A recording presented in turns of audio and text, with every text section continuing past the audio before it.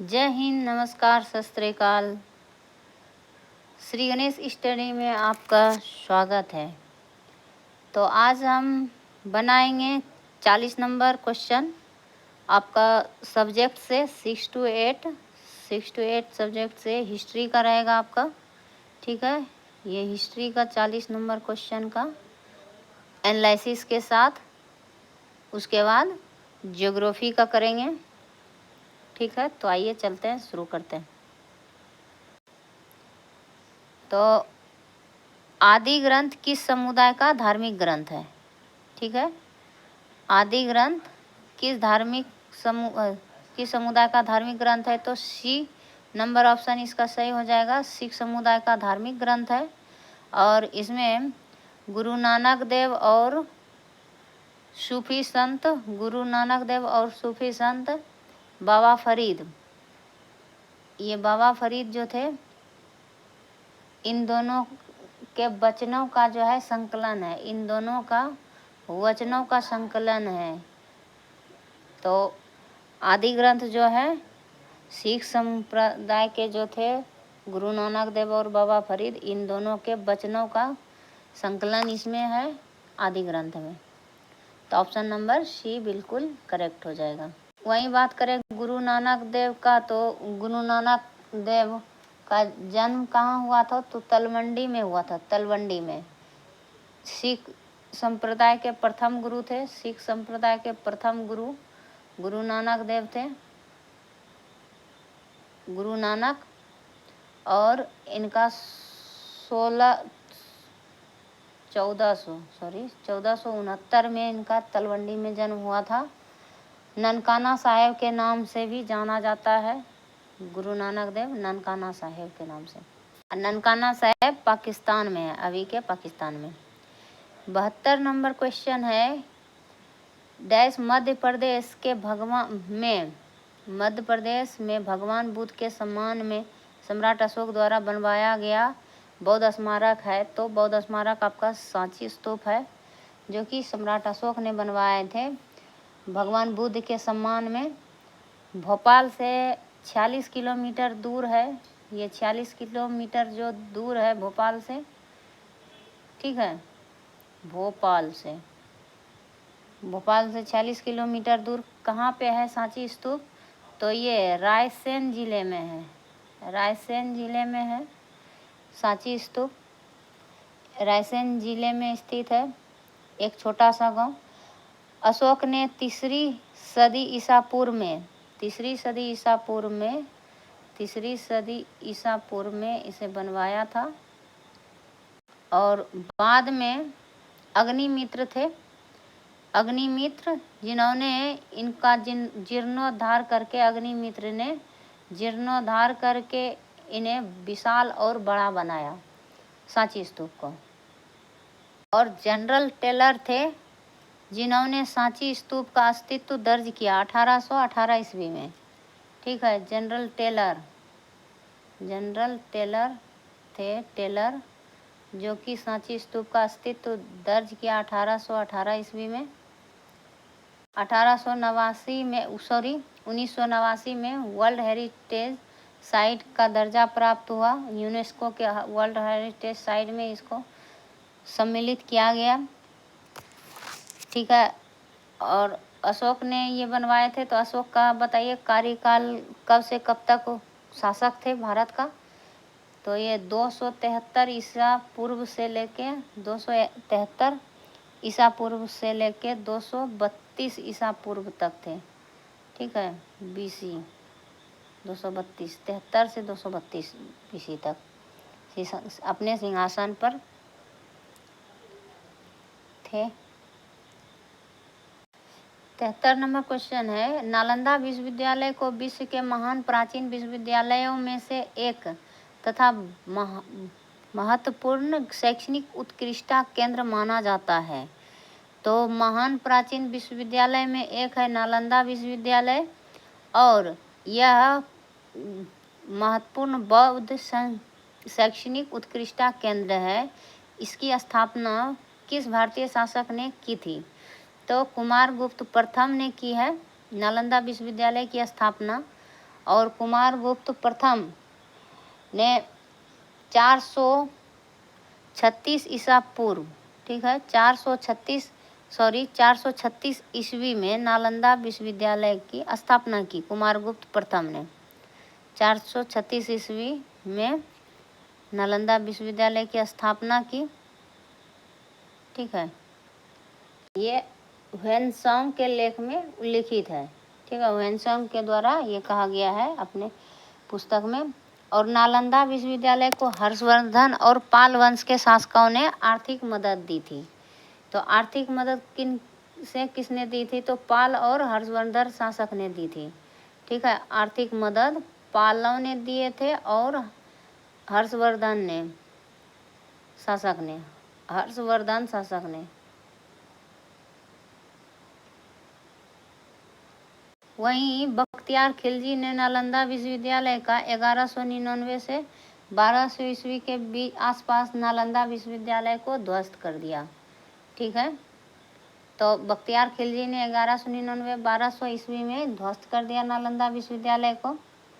और भारत का प्राचीनतम विश्वविद्यालय और कौन सा था? तो तक्षशिला विश्वविद्यालय था, प्राचीनतम विश्वविद्यालय। इसका स्थापना 6वीं शताब्दी, तक्षशिला का स्थापना जो है 7वीं शताब्दी ईसा पूर्व में हुआ था, 6वीं शताब्दी ईसा पूर्व में, ठीक है। तक्षशिला विश्वविद्यालय के जो कि भारत के उत्तर पश्चिम में स्थित है। वहीं विक्रमशिला की स्थापना धर्मपाल ने की थी। विक्रमशिला विश्वविद्यालय वज्रयान बौद्ध संप्रदाय का प्रथम विश्वविद्यालय है। सर्वप्रथम केंद्र भारत में रहा है बौद्ध संप्रदाय, कौन सा? तो वज्रयान संप्रदाय का। 74 नंबर क्वेश्चन है, 1861 में भारतीय पुरातत्व सर्वेक्षण की स्थापना अलेक्जेंडर कनिंघम के द्वारा की गई, ठीक है। ए नंबर ऑप्शन इसका सही हो जाएगा। वहीं अलेक्जेंडर कनिंघम को 1906 में पुरातत्व विभाग को स्थायी प्रदान किया गया। अलेक्जेंडर कनिंघम जो है भारतीय पुरातत्व सर्वेक्षण संस्कृति मंत्रालय, ये भारतीय पुरातत्व संस्था का जनक माना जाता है, ठीक है। और वहीं भारतीय पुरातत्व सर्वेक्षण संस्कृति मंत्रालय भारत सरकार के अंतर्गत कार्य करता है। यह मंत्रालय क्या है कि भारत सरकार के अंतर्गत कार्य करता है। आगे है 75 नंबर क्वेश्चन है, 326 ईसा पूर्व में भारत पर आक्रमण करने के लिए सिकंदर ने सबसे पहले निम्नलिखित में से किस नदी को पार किया था? तो सिंधु नदी हो जाएगा। ऑप्शन नंबर बी इसका बिल्कुल सही है। भारत पर 326 ईसा पूर्व में आक्रमण करने के लिए सिकंदर ने सबसे पहले सिंधु नदी को पार किया, ठीक है। और दिसंबर 327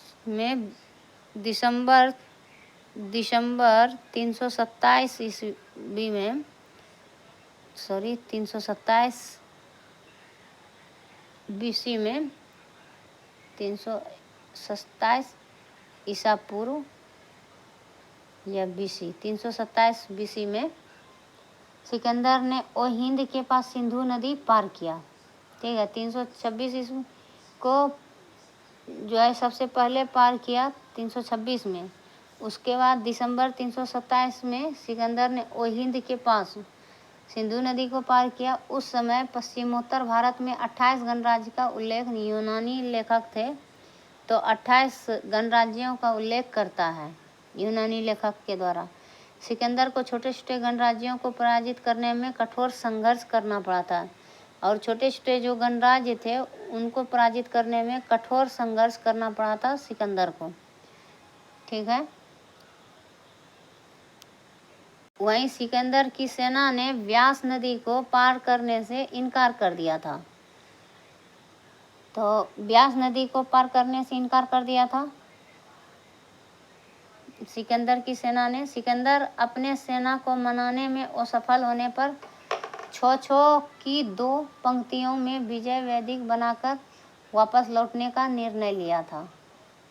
जब सेना को नहीं मनाया तो छो छो की विजय से छो छो असफल होने पर छः छः की 2 पंक्तियों में विजय वेदिक बनाकर, यानी कि छो छो पंक्ति में अपना सैनिक को फिर वापस लेके चला गया।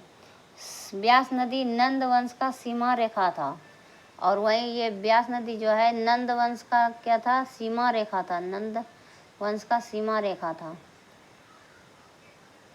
उस समय नंद वंश का शासक जब सिकंदर आया था तो उस समय था घनानंद, नंद वंश का शासक घनानंद था सिकंदर के टाइम पर।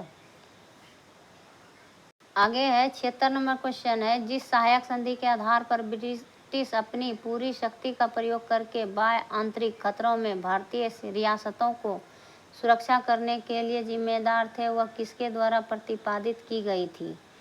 तो ये लॉर्ड वेलेस्ली के द्वारा, ऑप्शन नंबर सी हो जाएगा इसका सही। लॉर्ड वेलेस्ली के द्वारा जो है सहायक संधि के आधार पर ब्रिटिश अपनी पूरी शक्ति का प्रयोग करके बाह्य और बाहरी और आंतरिक शक्ति को, ठीक है, कहाँ है, बाह्य और आंतरिक शक्ति को भारतीय रियासतों को सुरक्षा करने के लिए जिम्मेदार थे। तो यहाँ क्या कहता था कि बाह्य और आंतरिक खतरों में भारतीय रियासतों की सुरक्षा करने के लिए जिम्मेदार थे। लॉर्ड वेलेस्ली का कार्यकाल कब था, कब से कब तक? तो ये 1798 से लेकर 1805 तक इसका कार्यकाल था।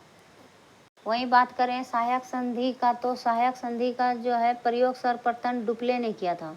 इसका सहायक संधि का प्रयोग किसने किया था? तो डुप्ले ने किया था। डुप्ले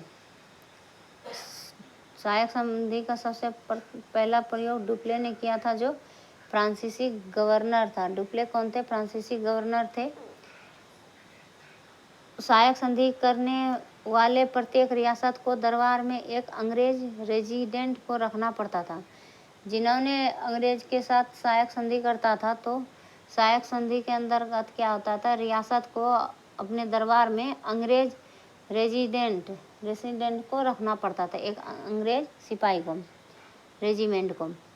उसके बाद है सहायक संधि स्वीकारने वाला रियासतों के अंतर्गत आंतरिक मामलों में कंपनी हस्तक्षेप नहीं करता था तथा उनको शत्रुओं से रक्षा करने का वायदा करता था। सहायक संधि स्वीकारने वाला पहला भारतीय शासक हैदराबाद के निजाम थे। तो पहला शासक 1798 में हैदराबाद का निजाम ने सहायक संधि को स्वीकार किया था, ठीक है। और आगे देखिए कि मैसूर तथा तंजौर सहायक संधि करने वाले महत्वपूर्ण राज्य में से मैसूर और तंजौर थे। मैसूर और तंजौर ये 1799 में हुआ था सहायक संधि। तो 1799 में मैसूर और तंजौर। उसके बाद अवध नवाब जो है, अवध के नवाब ने सहायक संधि किया था। अवध नवाब 1801 ईस्वी में,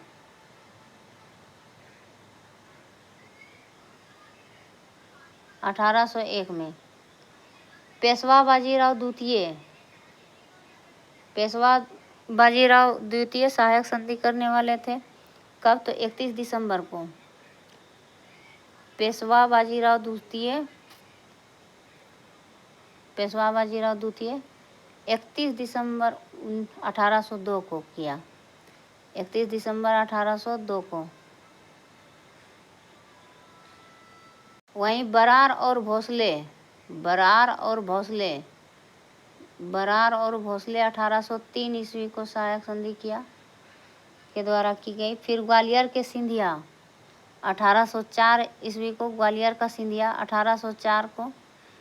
1804 को किसने किया? तो ग्वालियर का सिंधिया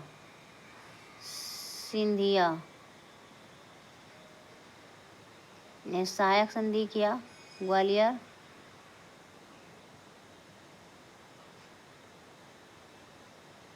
और इसके अतिरिक्त जोधपुर, जयपुर, बूंदी और भरतपुर ने सहायक संधि स्वीकार की थी। तो ये सहायक संधि से हो गया। और सहायक संधि के अंतर्गत और क्या है कि वेलेस्ली के कार्य के काल में चतुर्थ आंग्ल मैसूर युद्ध भी लड़ा गया था। तो चतुर्थ आंग्ल मैसूर युद्ध 1799 में हुआ था, लास्ट था ये 1799 में चतुर्थ आंग्ल मैसूर युद्ध। तो मैसूर युद्ध कब कब लड़ा गया था? तो ये 1767 से लेके 1799 तक। तो प्रथम आंग्ल मैसूर युद्ध हुआ था, कब हुआ था? 1767 से लेके 1769 तक। फिर दूसरा कब हुआ था? 1780 से लेके 1784 तक हुआ था दूसरा आंग्ल मैसूर युद्ध, ठीक है। और उसी तरह तीसरा हुआ था। तो 4 बार आंग्ल मैसूर युद्ध हुआ था, ठीक है। चार बार हुआ था आंग्ल मैसूर युद्ध, 4 बार आंग्ल मैसूर युद्ध हुआ था। मैसूर युद्ध जब मराठा और आंग्ल मराठा युद्ध और आंग्ल मैसूर युद्ध हुआ था, तो इसी टाइम पे हुआ था। मराठा हुआ था 3 बार आंग्ल मराठा युद्ध। तो उस समय 3 हुआ था आंग्ल मैसूर, चतुर्थ नहीं सॉरी, ठीक है, चतुर्थ मैसूर युद्ध 4 हुआ था और 3 हुआ था आंग्ल मराठा युद्ध। उस टाइम भारत में जो है मुगल बादशाह कौन था? तो शाह आलम द्वितीय था, ठीक है, नाम मात्र का शासक बना था बस। अब अगला क्वेश्चन है 77 नंबर क्वेश्चन है, फॉरवर्ड ब्लॉक पार्टी के संस्थापक कौन है? तो सुभाष चंद्र बोस है। इनका सी नंबर ऑप्शन बिल्कुल सही है। 1939 में किया था इस्तीफा देने के बाद, ठीक है। फॉरवर्ड ब्लॉक का स्थापना कब किया? तो इस्तीफा दिए, चुनाव लड़े थे, फिर उसके बाद स्थापना मतलब सॉरी जब इस्तीफा दे दिया तो फॉरवर्ड ब्लॉक का स्थापना किया। सुभाष चंद्र बोस जर्मनी के बर्लिन रेडियो स्टेशन से भारत समर्थक तथा अंग्रेजों विरोधी भाषण प्रसारित किया था। और सुभाष चंद्र बोस जो है एडोल्फ हिटलर ने नेताजी से संबोधित किया था। एडोल्फ हिटलर ने सुभाष चंद्र बोस को नेताजी नाम से संबोधित किया था। नेताजी एडोल्फ हिटलर ने कहा था, जर्मनी के हिटलर ने। अब 78 नंबर क्वेश्चन है, 78 नंबर में है, वह प्रथम भारतीय कौन थे जो ब्रिटिश हाउस ऑफ कॉमन्स के सदस्य के लिए चुनाव लड़े थे? तो ब्रिटिश हाउस ऑफ कॉमन्स के सदस्य के लिए चुनाव लड़े थे प्रथम। तो ये हो जाएगा बेमेश चंद्र बनर्जी। और लड़े थे और जीते थे, लड़े थे लेकिन सफलता नहीं मिला था। चुनाव प्रथम बार बेमेश चंद्र बनर्जी लड़े थे, जो कि प्रथम व्यक्ति थे, लेकिन सफलता नहीं मिला। लेकिन हाउस ऑफ कॉमन्स के लिए चुने जाने वाले प्रथम एशियाई या प्रथम विदेशी थे दादा भाई नौरोजी। तो इसमें ऑप्शन नंबर सी हो जाना चाहिए, ठीक है। दादा भाई नौरोजी ये हाउस ऑफ कॉमन के लिए चुनाव जीते थे, ठीक है। तो चुने जाने वाले दादा भाई नौरोजी थे। दादा भाई नौरोजी कब? तो 1892 में, ठीक है, हाउस ऑफ कॉमन्स के लिए चुने गए थे 1892 में। फिन्सबेरी से चुनाव जीते थे, लिबरल पार्टी का फिन्सबेरी से चुनाव जीते थे। 1868 में सर्वप्रथम प्रति व्यक्ति वार्षिक आय 20 रुपया निर्धारित किया गया था, ठीक है। और इन्होंने ही बहिर्गमन का सिद्धांत दिया था। तो ऑप्शन नंबर इसका सी हो जाए। 79वां नंबर क्वेश्चन है, कर्नाटक और का मैसूर पैलेस, कर्नाटक में मैसूर पैलेस निम्नलिखित में से किस राजवंश का आधिकारिक निवास था? तो मैसूर पैलेस जो थे ये वाडियार राजवंश का आधिकारिक पैलेस थे, वाडियार राजवंश का। मैसूर पैलेस भारत का सबसे ऐतिहासिक और मशहूर स्थलों में से एक है। यह कर्नाटक की शान है। मैसूर पैलेस और वाडियार वंश का आधिकारिक निवास है, जो पहले मैसूर साम्राज्य था। यह शहर के बीचों बीच स्थित है। मैसूर पैलेस, इसके पूर्व में चामुंडी पहाड़ी है। ऐसे है आपका मैसूर पैलेस, ठीक है। इसके पूर्व में चामुंडी पहाड़ी है, ठीक है। एंड में कमेंट कीजिए कि मैसूर पैलेस मैसूर को क्या कहा जाता है। सॉरी, मैसूर पैलेस नहीं, मैसूर को महलों का शहर कहा जाता है। यह पैलेस पुराने किले के अंदर है। अगला नंबर क्वेश्चन है 80 नंबर। हिटलर ने किस संधि को राजमार्ग की डकैती कहा। तो राजमार्ग की डकैती वर्साय की संधि को कहा था हिटलर ने, ठीक है। राजमार्ग की डकैती कहा था वर्साय की संधि को। इसने क्या कहा था कि 28 जून 1919 ईस्वी को जर्मनी के साथ वर्साय की संधि किया गया था। इस संधि द्वारा अविवेक का परिचय दिया गया था। मार्शल फ्राउस ने वर्साय की संधि 20 वर्षों का युद्ध विराम कहा था, जो सत्य साबित हुआ। अगला नंबर 81 नंबर है कि किस अमेरिकी राष्ट्रपति ने न्यू डील लागू की। तो FD रूजवेल्ट ने की न्यू डील लागू। कब की थी न्यू डील लागू? तो इस टाइम जो है FG रूजवेल्ट न्यू डील के द्वारा मंदी को समाप्त करना चाहा। तो 1929 से लेके 33 तक का 1929 से लेके 33 तक का महामंदी चल रहा था, 1933 तक, ठीक है। और वहीं इसी के बीच आर्थिक मंदी हुआ और शेयर बाजार के धराशायी से मंदी प्रारंभ हुआ था। न्यू डील इसीलिए चलाया गया था। FG रूजवेल्ट ने न्यू डील वास्तविक रूप में सुधारात्मक कार्यक्रम द्वारा क्रय शक्ति बढ़ाना था। अब अगला क्वेश्चन है 82 नंबर क्वेश्चन है, राजा राम मोहन राय के संबंध में कौन सा कथन सही नहीं है। तो आधुनिक भारत के पुनर्जागरण के अग्रदूत माना जाता है, ये सही है। सामाजिक समता में विश्वास रखते थे, ये भी सही है। मानव की, ये सही नहीं है। 80 नंबर, उन्होंने आर्य समाज की स्थापना की थी, इन्होंने नहीं की थी, दयानंद सरस्वती ने की थी। तो ऑप्शन नंबर C सही हो जाएगा, ठीक है। सत्यार्थ प्रकाश को आर्य समाज का बाइबिल कहा जाता है।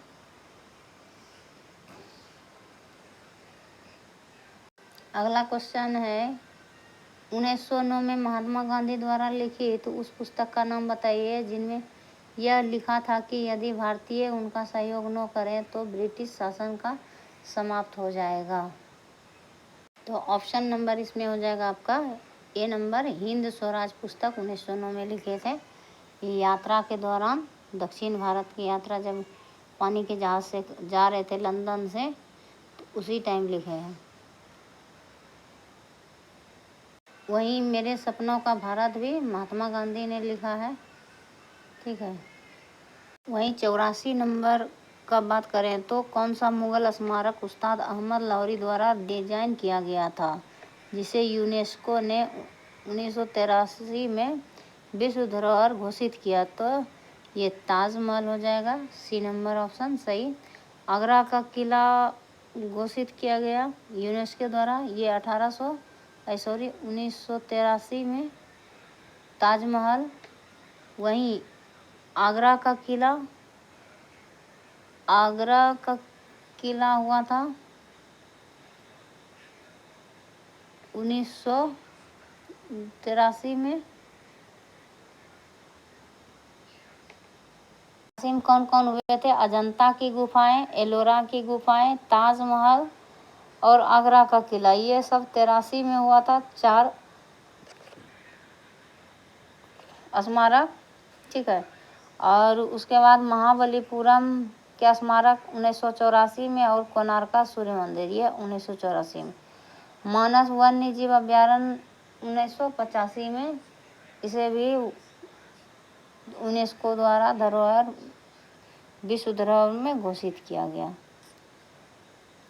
85 नंबर क्वेश्चन है, भारत के उस वायसराय का नाम बताइए जिसका संबंध भारतीय स्वतंत्रता संग्राम के दौरान विवादास्पद इल्बर्ट विल से था। तो लॉर्ड रिपन हो जाएगा 85 नंबर का ए नंबर क्वेश्चन। तो इसमें इल्बर्ट विल का संबंध था वायसराय रिपन से। रिपन का कार्यकाल था 1880 से 84।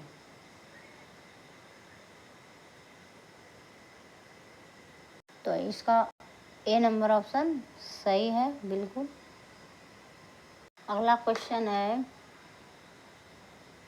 राष्ट्रवाद के प्रचार के लिए समाचार पत्र अल हिलाल का प्रकाशन किसने किया? तो ये बी नंबर ऑप्शन इसका सही है, मौलाना अबुल कलाम आज़ाद। तो अल हिलाल का प्रकाशन मौलाना अबुल कलाम आज़ाद के द्वारा किया गया था 1912 ईस्वी में। ठीक है, 1912 में से कलकत्ता से उर्दू भाषा में शुरू किया था। फिर अल बिलाग समाचार पत्र का प्रकाशन अबुल कलाम आज़ाद ने ही शुरू किया था। ठीक है।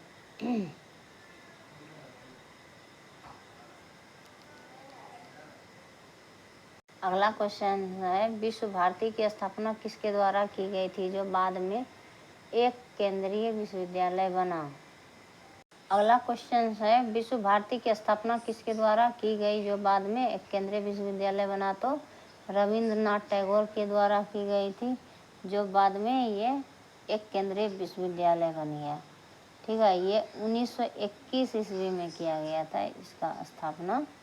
1921 ईस्वी में रविंद्रनाथ टैगोर के द्वारा 1921 में शांति निकेतन बीरभूम जिला में पश्चिम बंगाल में विश्व भारती की स्थापना की थी। तो रविंद्रनाथ टैगोर ने वर्ष 1921 में शांति निकेतन में, ठीक है, शांति निकेतन में बीरभूम जिला में विश्व भारती की स्थापना किया था। अच्छा, विश्व भारती का स्थापना कहाँ किया था? तो शांति निकेतन में 1921 में। ठीक है, वहीं 20 अगस्त 1828 को ब्रह्म समाज का स्थापना किया गया था राजा राम मोहन राय के द्वारा। आत्मीय समाज का स्थापना किया गया था 1815 ईस्वी में। वहीं अरविंदो घोष के द्वारा पुदुचेरी में ओरेविले आश्रम की स्थापना भी की गई थी। अगला नंबर क्वेश्चन है, 88 नंबर, पुर्तगालियों द्वारा गोवा पर कब्जा कब किया गया था? तो 16 कब किया गया था? 1510 ईस्वी में किया था। हाँ, ये आया था पुर्तगाली 1498 में 1510 में कब्जा कर लिया था गोवा पे। सी नंबर सही है। वहीं पुर्तगाली का प्रथम गवर्नर कौन था? तो प्रथम गवर्नर बनकर आया था प्रथम पुर्तगाली वायसराय फ्रांसिस्को दी अल्मीडा, और अल्मेडा ने ब्लू वाटर पॉलिसी की शुरुआत की थी। ठीक है, जो प्रथम बार आया था वायसराय बन के फ्रांसिस्को दी अल्मीडा, वही ब्लू वाटर पॉलिसी चलाया था। वही 89 नंबर क्वेश्चन है, बंकिम चंद्र चट्टोपाध्याय द्वारा लिखित राष्ट्रीय गीत वंदे मातरम इनमें से किस उपन्यास से लिया गया? तो आनंद मठ के द्वारा। ए नंबर सही है। वही वंदे मातरम गीत जो है 1896 ईस्वी में कलकत्ता अधिवेशन में गाया गया था। रहीमतुल्ला सयानी था इनके अध्यक्ष। ठीक है, रहीमतुल्ला सयानी कलकत्ता अधिवेशन का।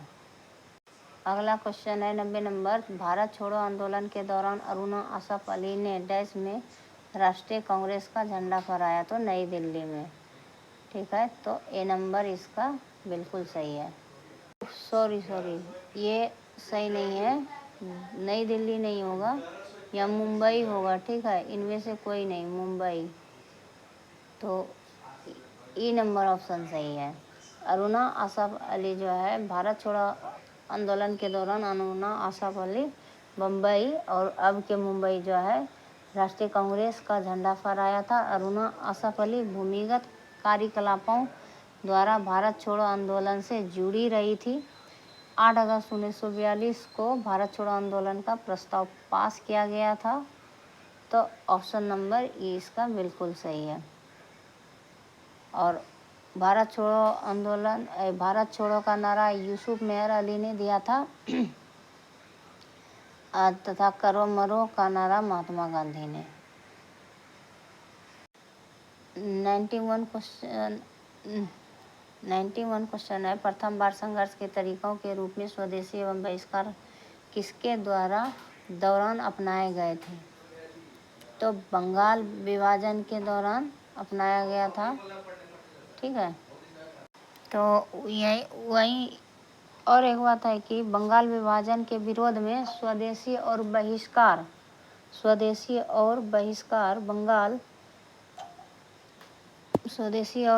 आंदोलन का सूत्रपात प्रथम बार किसने किया था? स्वदेशी और बहिष्कार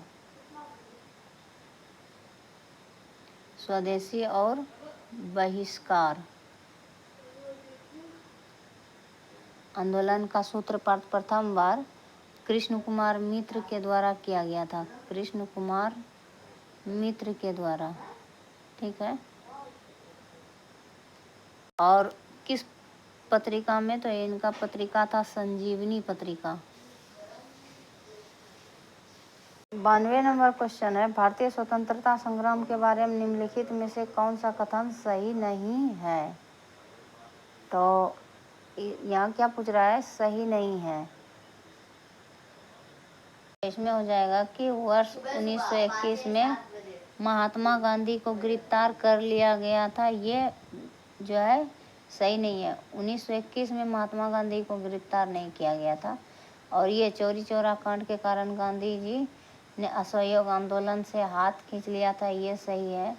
और गांधी जी ने अपना पहला प्रमुख सार्वजनिक भाषण बनारस हिंदू विश्वविद्यालय में दिया था। ये भी सही है।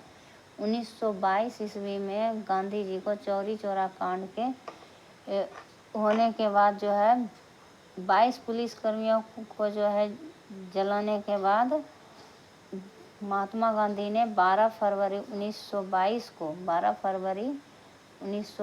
को जो है इन्होंने असहयोग आंदोलन से अपना हाथ खींच लिया था, रोक दिया था। यानी 1922 को असहयोग आंदोलन रोक दिया था। जब चौरी चौरा कांड हुआ था तो उस टाइम महात्मा गांधी कहाँ थे? तो बारदोली में थे महात्मा गांधी। और असहयोग आंदोलन के स्थगन पर मोतीलाल नेहरू ने कहा, यदि कन्याकुमारी के एक गांव ने अहिंसा का पालन नहीं किया तो इसकी सजा हिमालय के एक गांव को क्यों मिलनी चाहिए? ठीक है, ये सब तो है ठीक। उनको भी अच्छा नहीं लगा था। सुभाष चंद्र बोस भी असहयोग आंदोलन को स्थगित करने पर असहमति जताई थी। वहीं अली जिन्ना, एनी बेसेंट, बिपिन चंद्रपाल कांग्रेस के असहयोग आंदोलन से सहमत नहीं थे। आगे है, तो इसी टाइम पे असहयोग आंदोलन के दौरान ही महात्मा गांधी को 6 साल का जो है जेल डाला गया था। 6 साल जेल डाला गया। 10 मार्च 1922 ईस्वी को गिरफ्तार करके 6 साल के लिए जेल में डाला गया। स्वास्थ्य कारण से 5 फरवरी 1924 को हालांकि रिहा कर दिया गया। ठीक है, 6 फरवरी 1924 को 5 फरवरी 1924 को 5 फरवरी 1924 को रिहा कर दिया गया। वहीं 93 नंबर क्वेश्चन है, अबुल कलाम आज़ाद के द्वारा किस पत्रिका को संपादित किया गया था? तो अल हिलाल जो है उनके द्वारा संपादित किया गया था अबुल कलाम आज़ाद के द्वारा। तो बी नंबर ऑप्शन सही है। वर्ष 1912 में उर्दू साप्ताहिक अल हिलाल का प्रकाशन किया गया था। साप्ताहिक पत्रिका था, 1912 में किया गया था। वहीं इंडियन स्ट्रगल सुभाष चंद्र बोस के द्वारा संपादित किया गया था। Economic history of India R C. Dutt ने किया था। ठीक है, economic history of India R C. Dutt ने किया था। आर.सी. दत्त ने।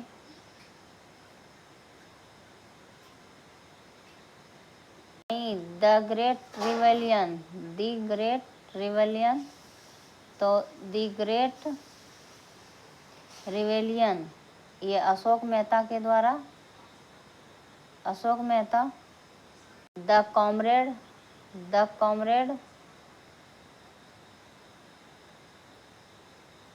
कॉमरेड ये किया गया था मौलाना मोहम्मद अली जिन्ना के, तो मौलाना मोहम्मद अली के द्वारा, मौलाना मोहम्मद अली जिन्ना के द्वारा। जमींदार मौलाना जफर अली खान के द्वारा किया गया था। Song of India Sarojini Naidu के द्वारा।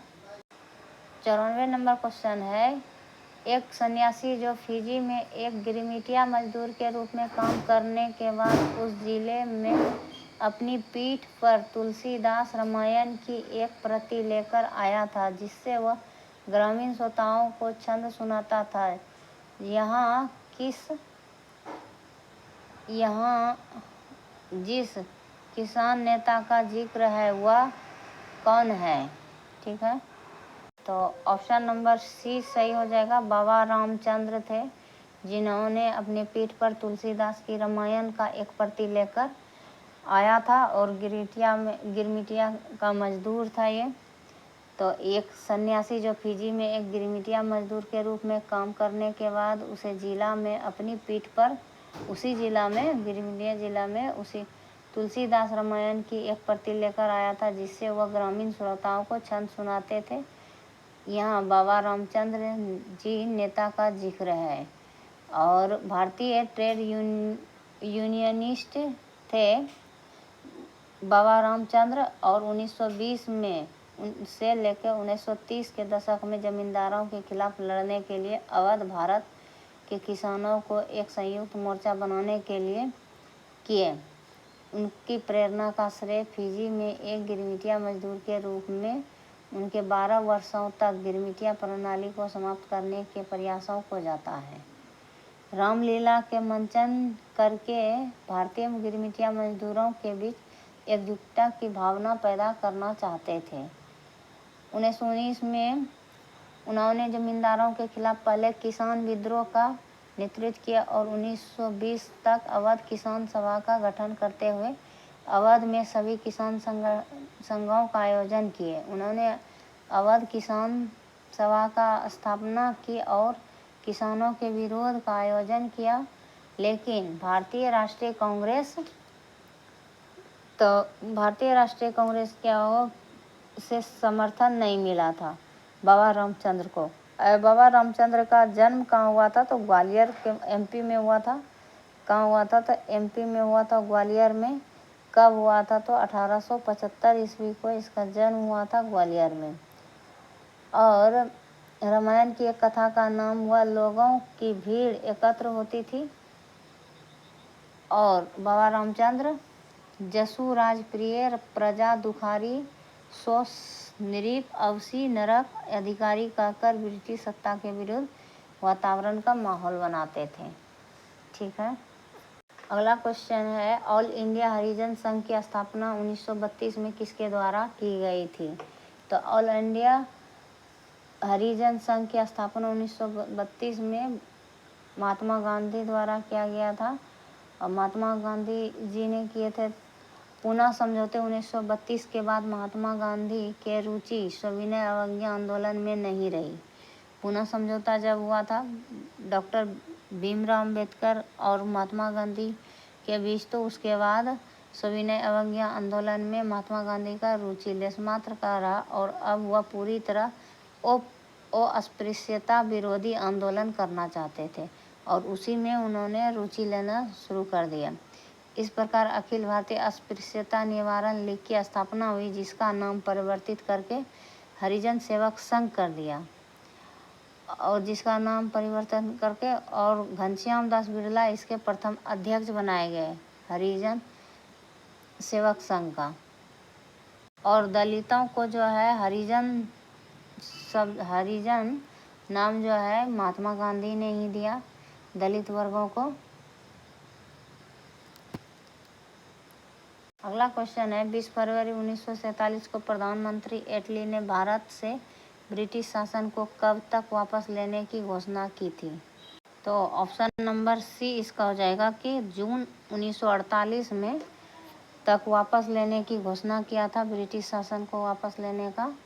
क्लीमेंट एटली ने ब्रिटिश प्रधानमंत्री थे। ब्रिटेन में श्रमिक दल के प्रधानमंत्री क्लीमेंट एटली 20 फरवरी 1947 को हाउस ऑफ कॉमन्स में घोषणा की कि जून 1948 में पहले भारतीयों को सत्ता सौंप देंगे। तो ये रहा। तो इसके बाद जो है क्या हुआ, क्या और मीटिंग सब बैठा और कार्रवाई किया गया भारतीय लोगों के द्वारा।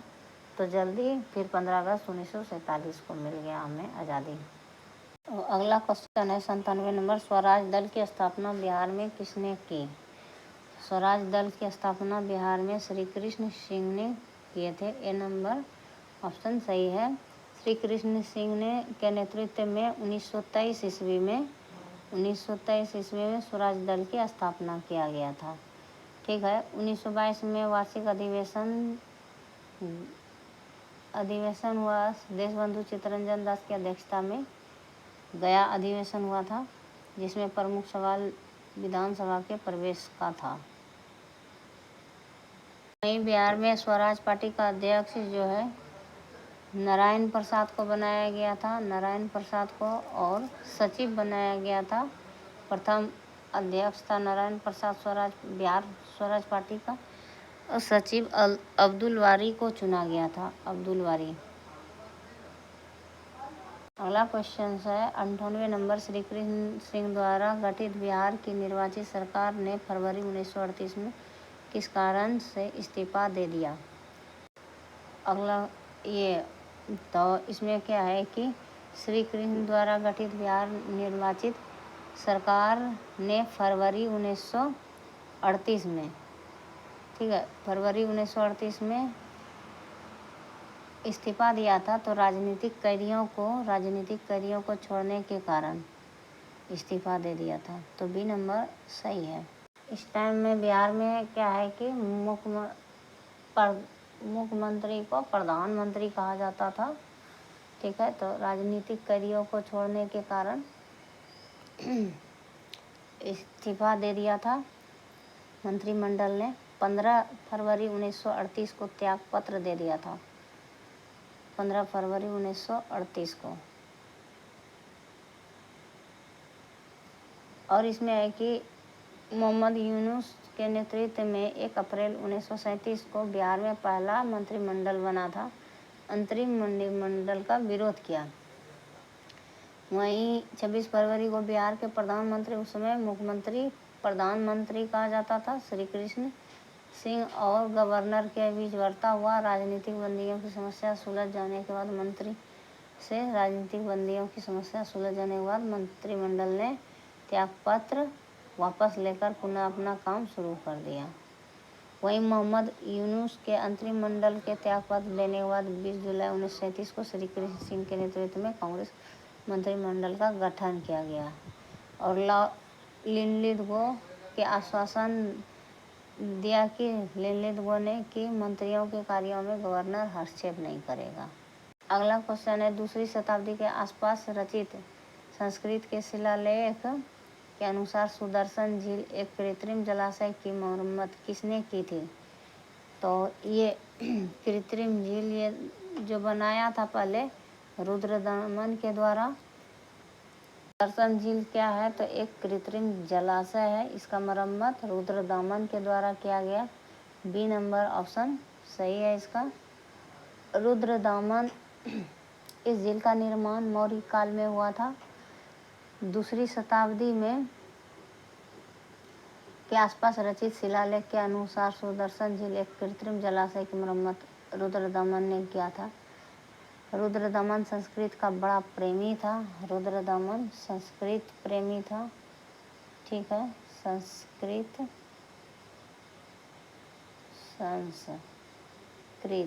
प्रेमी था। उन्होंने ही सबसे पहले विशुद्ध संस्कृत भाषा में जूनागढ़ अभिलेख उत्कीर्ण करवाया। भारत में शकों का सर्वाधिक प्रसिद्ध राजा रुद्रदमन प्रथम 130 से लेके 150 ईस्वी में हुआ था। भारत में शक राजा अपने को क्षत्रप कहते थे। पुष्यगुप्त जो चंद्रगुप्त मौर्य का राजपाल था, जो सुदर्शन झील का निर्माण करवाए थे। 100 नंबर क्वेश्चन है, झांसी के पास देवगढ़ का मंदिर, इलाहाबाद के पास गढ़वा मंदिर में बनी मूर्ति किस काल के महत्वपूर्ण अवशेष हैं? तो ये झांसी का देवगढ़ और इलाहाबाद के पास गढ़वा मंदिर, ये गुप्त काल का महत्वपूर्ण अवशेष है। ठीक है, गुप्त कला है, तो ए नंबर सही है। ये जो देवगढ़ मंदिर है झांसी के पास, ये देवगढ़ मंदिर है। गुप्त काल का अधिकांश मंदिर ये पाषाण और ईंट से बना हुआ है। नागर शैली के प्रथम मंदिर है, ये नागर शैली का प्रथम मंदिर है देवगढ़ मंदिर। और दशावतार मंदिर में नागर शैली के प्रथम मंदिर देवगढ़ के दशावतार मंदिर में परिलक्षित होता है। देवगढ़ का दशावतार मंदिर पंचायतन शैली का मंदिर है। और दशावतार मंदिर, देवगढ़ में एक दशावतार मंदिर भी है। यही देवगढ़ का मंदिर दशावतार मंदिर है, ये पंचायतन शैली का मंदिर है। जब मुख्य मंदिर का 4 सहायक मंदिरों से घिरा हुआ होता है तो इसे पंचायतन रचना शैली का मंदिर कहते हैं। तो ये हो गया। वहीं कुछ मंदिर और कुछ स्थल के बारे में बताएं तो तिगवा का विष्णु मंदिर, तिगवा का विष्णु मंदिर जो है ये जबलपुर एमपी जबलपुर में है। तिगवा का विष्णु। भुमरा का शिव मंदिर जो है, भुमरा का शिव मंदिर ये है सतना में है। सतना मध्य प्रदेश में है। भीतरगांव का मंदिर कानपुर यूपी में है। वहीं नचना कुठारा का पर्वती मंदिर पन्ना एमपी में हो गया। देवगढ़ का दशावतार मंदिर ललितपुर यूपी में है। ठीक है, भीतरगांव का हो गया कानपुर यूपी। वहीं 101 नंबर क्वेश्चन है कि किस युद्ध में विरोधियों का सही उल्लेख नहीं किया गया है? तो पानीपत का प्रथम युद्ध बाबर इब्राहिम लोधी, ये सही है। पानीपत का द्वितीय युद्ध टीपू सुल्तान और मराठा, तो ये सही नहीं है। टीपू सुल्तान और मराठा के बीच नहीं हुआ था। हल्दी घाटी का युद्ध महाराणा प्रताप अकबर, ये भी सही है। तो बी नंबर ऑप्शन जो है सही हो जाएगा, क्योंकि यही सही नहीं है और नहीं पूछा है। तो पानीपत का द्वितीय युद्ध किसके बीच हुआ था? तो दूसरी लड़ाई 5 नवंबर 1956 को हुआ था। 5 नवंबर 1956 को पानीपत के दूसरी लड़ाई लड़ा गया था अकबर और हेमचंद के बीच। अकबर और हेमचंद के बीच लड़ा गया था। हेमचंद को क्या कहा जाता था?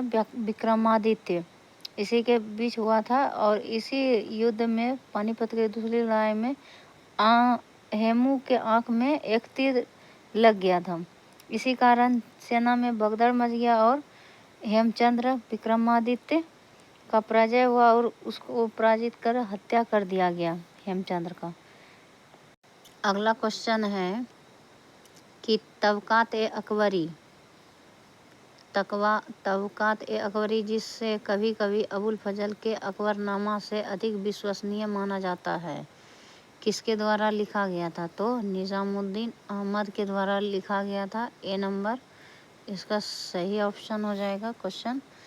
तो निजामुद्दीन अहमद इस पुस्तक के भारत में मुस्लिम शासन के प्रारंभ से लेकर हुमायूं तथा अकबर से संबंधित विषयों की चर्चा की गई है। तबकात ए अकबरी में मध्यकालीन इतिहास के एक बड़े हिस्से को विषय में व्यापक ज्ञान प्रदान करता है, बड़े हिस्से को दर्शाया गया है। ठीक है, तो ये निजामुद्दीन अहमद द्वारा लिखा गया है। अगला क्वेश्चन है 103 नंबर, सामाजिक, आर्थिक और राजनीतिक न्याय की अवधारणा किस क्रांति से ली गई है? तो ये रूस की क्रांति से ली गई है। तो सी नंबर ऑप्शन सही हो गया। अगला क्वेश्चन है, पहला गुट निरपेक्ष सम्मेलन कहाँ हुआ था? 104 का। तो पहला गुट निरपेक्ष आंदोलन सम्मेलन बेलग्रेड में हुआ था। वहीं नाम की बात करें तो इसकी स्थापना 1961 में बेलग्रेड में किया गया था। अगला क्वेश्चन 105 नंबर, बांग्लादेश पाकिस्तान से किस वर्ष मुक्त हुआ? तो 1971 में। सी नंबर